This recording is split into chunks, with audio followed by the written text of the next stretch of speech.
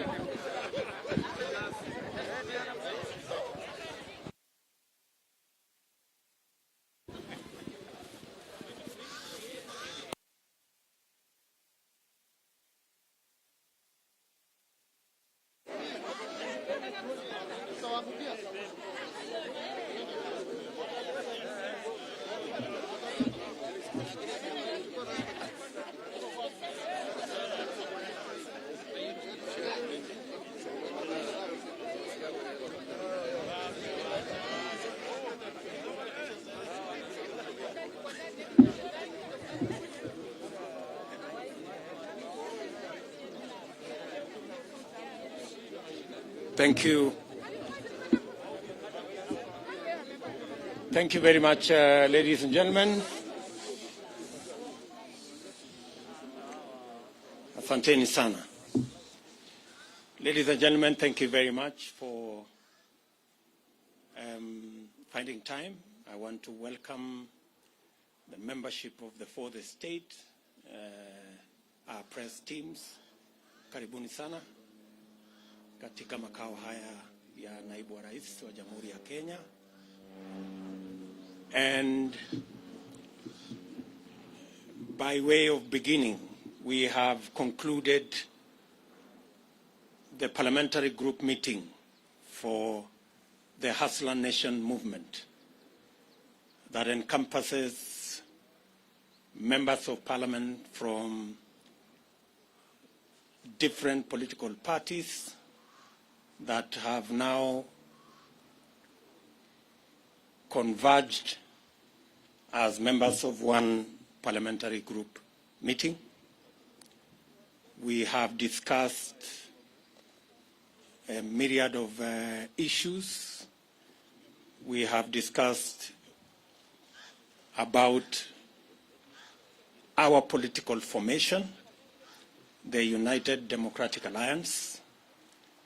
We have discussed on parliamentary business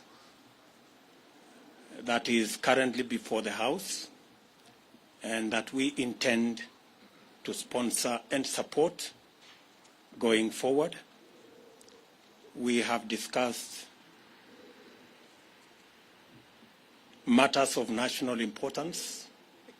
We've had a long discussion on the current situation in the country, especially relating to the COVID-19 pandemic that has ravaged the country.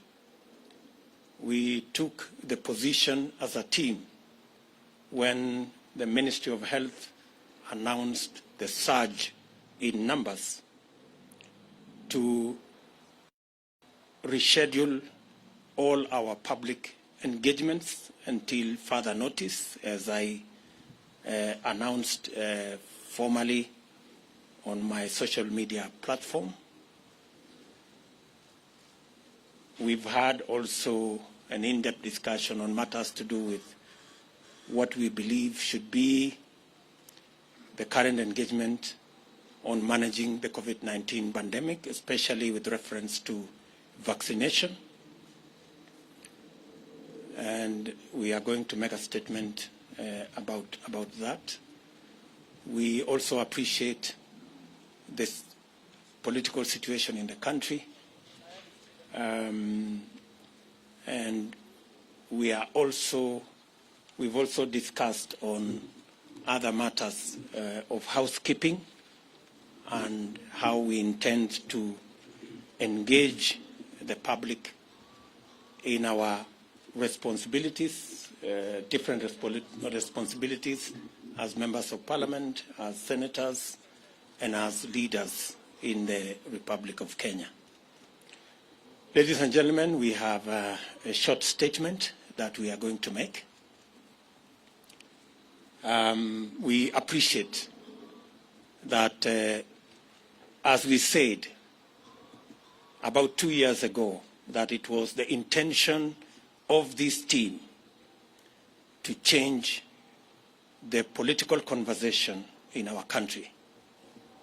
We are very proud and happy that finally the conversation in Kenya has changed.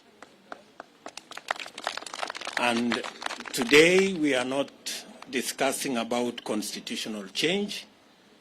We are discussing matters economy. That we are not engaged in an exercise of trying to create positions for leaders, that we are in the passionate engagement to see how we can create jobs for ordinary citizens. That today in Kenya, the conversation is not about leaders and what is in it for them in the next political dispensation. The discussion is what is in it for Mama Mboga, the boda guys, the ordinary people in Kenya. We are very proud that while in the past we were discussing about the Prime Minister and Deputy Prime Minister and other positions, today Mama Mboga has taken the center stage. And the boda guy is at the heart of the political conversation in Kenya. We welcome our competitors who have graciously accepted to join us in the conversation about the economy of our country, about ordinary people, about jobs, about enterprise. We want to tell them we are ready and we want to engage in that conversation that is going to bury forever the politics of ethnicity, the politics of division and hate, and is going to elevate our political competition to the realm of issues that would make a difference in the lives of the people of Kenya. We understand that our competitors have criticized matters to do with the economy and matters to do with our bottom-up model. We welcome all the criticism because it is an avenue for us to improve on our model. And while we are at it, they should equally explain to the country how their trickle-down economic model that has not worked for the last 50, 60 years is going to work this time round. It is a healthy conversation. We want to persuade them to remove insults and the reference to bottom-up or bottoms-up liquor competition or anatomy of different parts of the body. We should get rid of those insults. Let us have a healthy competition, a conversation about the economy of our country. Kenya will be a lot better, and Kenya stands a chance to be greater when we all engage in issues, especially on the bottom-up economic model, to lift the millions of citizens of our nation that today either are jobless or are hustling, or farmers and pastoralists and herders who are on food relief. It is our very considered view that our focus on these 15 million Kenyans will not only help us broaden and expand and recruit new taxpayers. We will have the necessary, they will help us to raise the necessary resources to run government, and also the necessary resources for us to retire debt that is becoming a crisis in our country. I do not wish to say more than that. Let me now request, starting with Alice Wahome, to begin our statement. Alice. Thank you, Your Excellency. Members of the press, this is a written statement signed by all the members that are present for this press conference. I'll start. Kenyans desire a new, inclusive, people-centered conversation on the future of our nation. That's our title. The governing Jubilee Party has collapsed. The opposition NASA coalition has disintegrated. The Hasra nation has found a new home in the United Democratic Alliance. We welcome all Kenyans who desire a greater future to join us in the United Democratic Alliance. In 2017, Jubilee was elected by an overwhelming majority on the platform of the Big Four agenda that was anchored on the success of the party's first term. Subsequently, a merger of the governing party and the opposition coalition was occasioned by the handshake that was presented ostensibly as a framework for peace and economic growth. Kenyans initially welcomed this development and hoped that the promise of a peaceful environment would facilitate the implementation of the Big Four agenda and enable the Jubilee administration to continue with its development plan. That was never to be. I will now call Soipan to continue with the statement.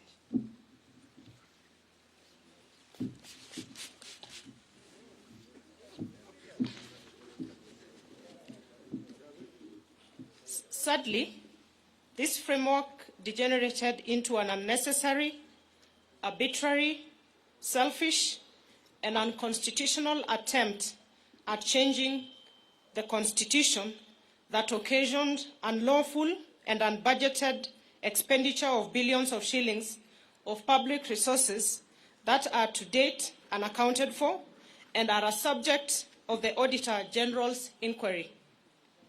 Little wonder, a recent survey has shown that 72% of Kenyans believe that the country is headed in the wrong direction. For 4 good years, the country has been engaged in the BBI process, characterized by hubris, chest thumping, blackmail, intimidation, and bribery. In this process, party parliamentary committee leadership and members who were perceived to be disagreeable to this scheme became victims of a vicious purge and expulsion. Besides, the criminal justice system, Kenya Revenue Authority, and other state agencies were mobilized and weaponized to intimidate, blackmail, victimize, and persecute leaders, business people, and ordinary Kenyans perceived to be opposed to this unconstitutional order, BBI, and its anti-people recommendations. This provided a leeway for the attempted vandalism of the constitution of our country. Fortunately, the judiciary made a very profound decision affirming the supremacy of the people, their constitution, and independent institutions. Honorable Cecily Mbarire.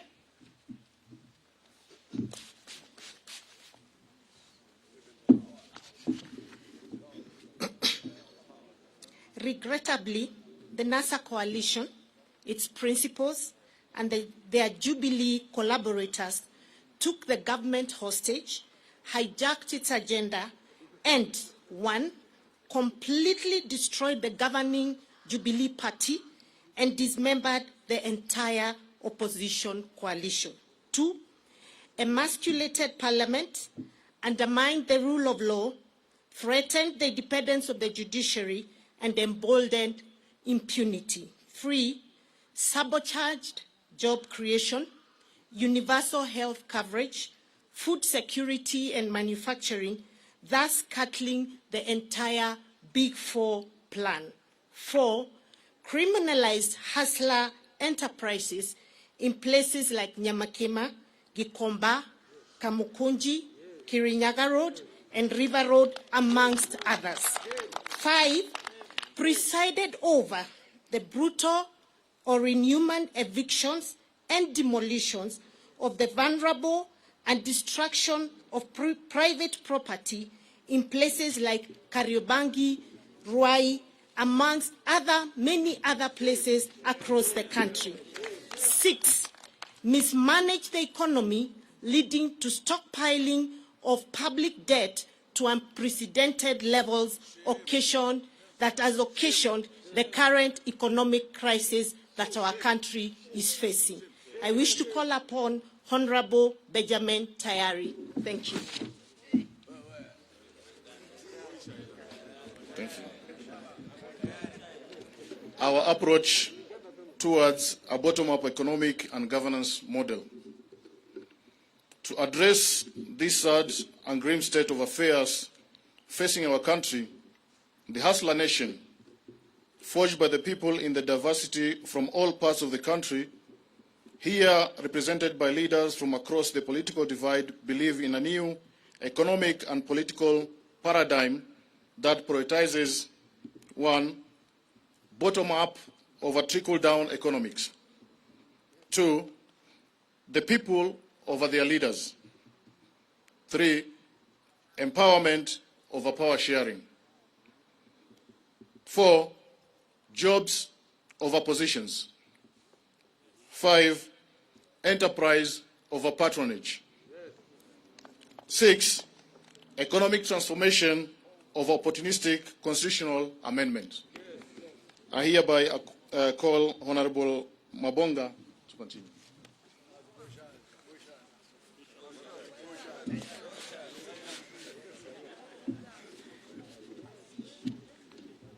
Focused on this new paradigm and through a bottom-up economic and governance model, it's possible to enable the over 15 million Kenyans at the bottom of the pyramid to be active and meaningful participants in the economy through deliberate, one, public/private labor-intensive investment framework to create jobs. Two, financing instruments and mechanisms to spur, promote, and empower hustler enterprises such as Mama Mboka, hawkers, bodabodas, artisans, artists, among others. And then three, facilitation and enhancement of productivity of farmers, pastoralists, fisher folk, and other actors within agriculture value chain. Number four, implementation of manufacturing and industrial program that prioritizes cottage industries as a multiplier of national productivity. In the meantime, we will continue sponsoring and supporting people-centered legislation and policies that entrench the objectives of bottom-up economic and governance model. And we will also sensitize the public to remove what is in the heads of the majority. May I take this opportunity to invite the Leader of Majority, Hon Aden Duale, the man of all seasons.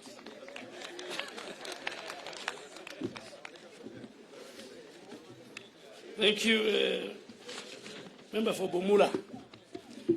It is our considered view that to open up the economy, and this is on COVID-19 pandemic, as the PG, we have deliberated the matter, and we are saying it is our considered view that to open up the economy and to facilitate economic activity among our people, especially for the millions of hustlers, it is imperative on the part of government to proactively and decisively deal with the COVID-19 pandemic. Currently, our country in the world is focused on the speedy mass vaccination of its population. We expect the Ministry of Health to, without any further delay, to roll out the vaccination of Kenyans with immediate effect, as earlier communicated by government and more so by His Excellency the President. Through mass vaccination, we can save lives and progressively reopen our community, our economy, the way it has been done in many other countries. That is the end of our statement from the parliamentary group. We had 135 members of parliament from both houses. 15 have sent their apologies. We have 2 of our governors, the governor for Turkana, Governor Nanok, and the governor for Nandi, His Excellency Governor Sang. And I think you have heard what the PG has discussed. Any other question you want to ask, if it is not part of our statement, that means it was not an agenda and we will not discuss it. But I think, as the Deputy President has said, mine is to send a message to our competitors, because the election is about 1 year to come. They believe in constitutional reforms and constitutional change. We believe the priority is the economy, and more so the bottom-up economic model. They believe in ganging up and forming tribal chieftain. We believe in a unified, unitary state, politics based on and space created for all Kenyans. They believe in sharing of positions, and that's why you see each one of them. They have no agenda, they have no manifesto, they have no economic model. Some are saying, my business is to deny William Ruto the presidency. That is the agenda of one of the leaders.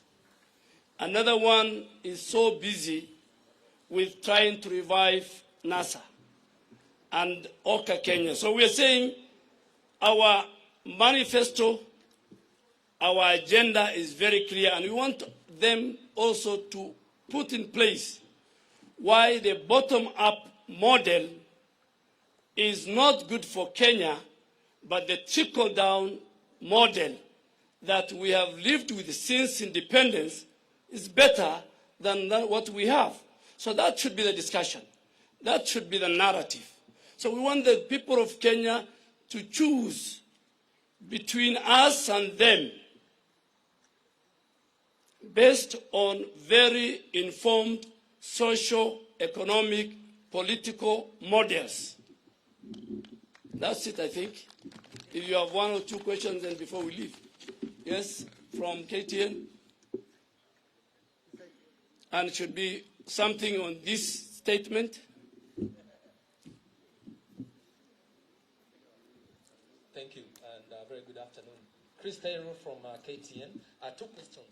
One, from your statement, you seem to be people who are not happy with the Jubilee Party that most of you members of parliament who have voted in. And to an extent of the juniors going ahead, even frustrating the second person in command in the country, then one would ask, why not call it a day and you all resign, and I can see you have a formidable team, go to the ground and look for votes. The second question.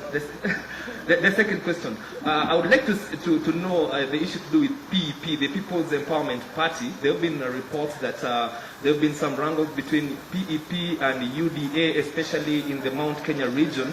And that's the reason why the Gatundu South Member of Parliament, Moses Kuri, is not around. Maybe you can confirm that. I think the first one, let me tell you, the members sitting behind me are members of United Democratic Alliance. We are in Jubilee normally, but the current and the future party of ours is UDA. So any other party we will not discuss. And I think, too, we will not discuss about the person and the institution of the Deputy President. That was not part of our discussion as a PG. Any other question? My friend from NTV.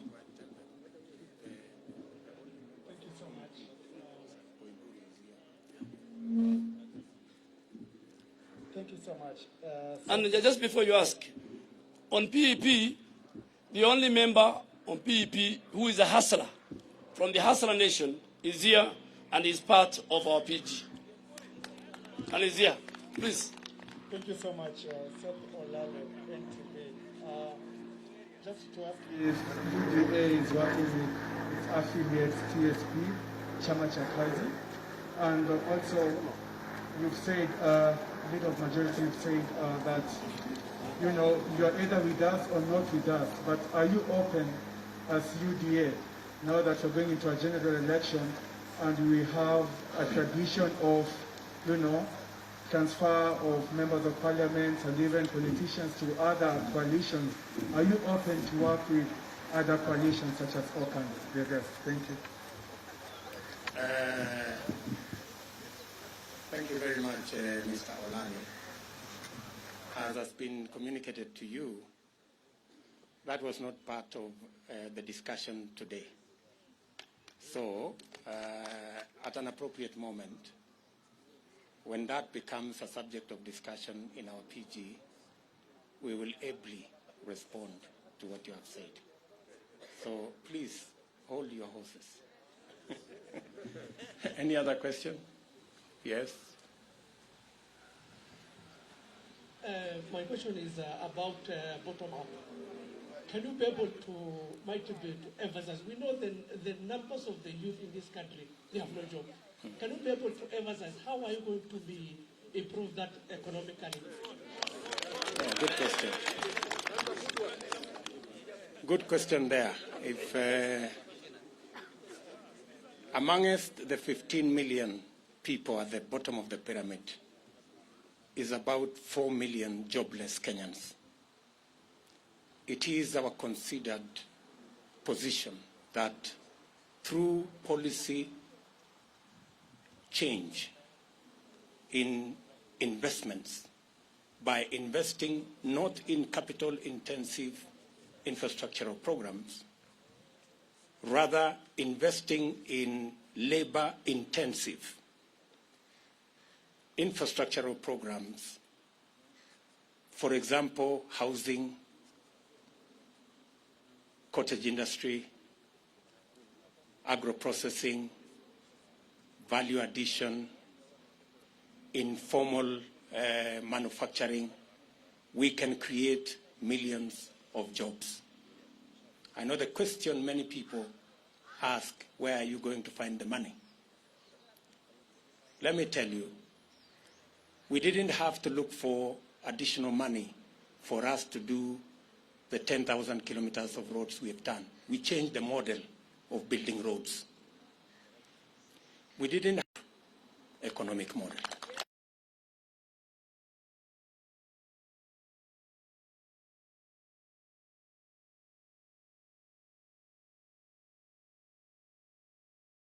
Likwa, we are not guests in any place. we join parties by choice, and you leave by choice. So one last more. Leto and yes, Sema Leto.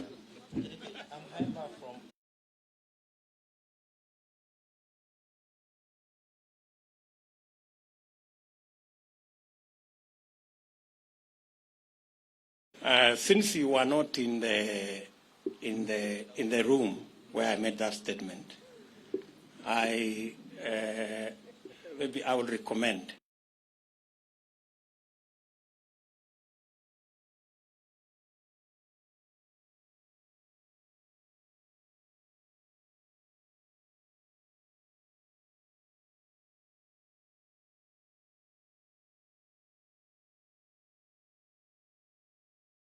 Biashara kuwapa mikopo yenye riba ya chini biashara